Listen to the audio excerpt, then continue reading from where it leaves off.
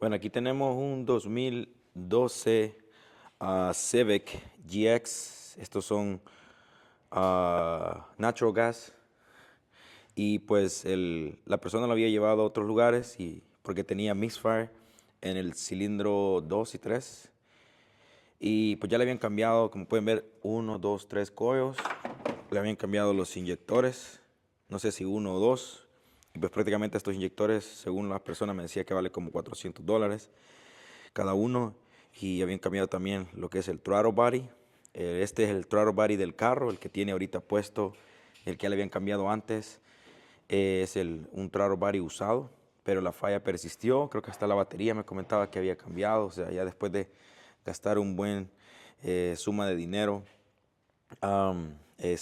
lo trajo con nosotros y pues empezamos a chequear, porque estos carros son muy comunes. En el caso de los Hondas es bien común que estos carros las válvulas, como pueden ver aquí está para ajustar el blade, estas válvulas se apretan. Entonces la mayoría empiezan a cambiar coils, que es bien común también que se arruinen cuando el carro tiene misfire, pero pocos son los que conocen de que también se pueden ajustar las válvulas. Y ya cuando empezamos nosotros a chequear a ver si el motor estaba bien, notamos que en el 3 no tenía la presión para hacer el examen al block, y fuimos a las válvulas y chequeamos que definitivamente las válvulas estaban bien apretadas y eso no hacía que la válvula sellara. Y ya después de todo eso, ajustamos todas las válvulas una por una, las de exhaust y las de intake, y al parecer eso va a ser todo.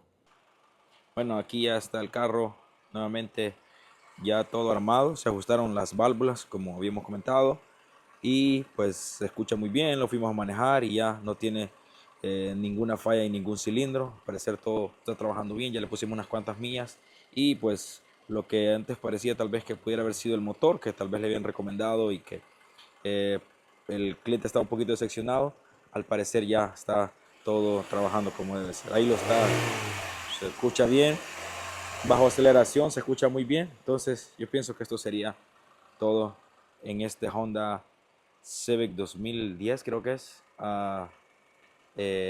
Natural Gas.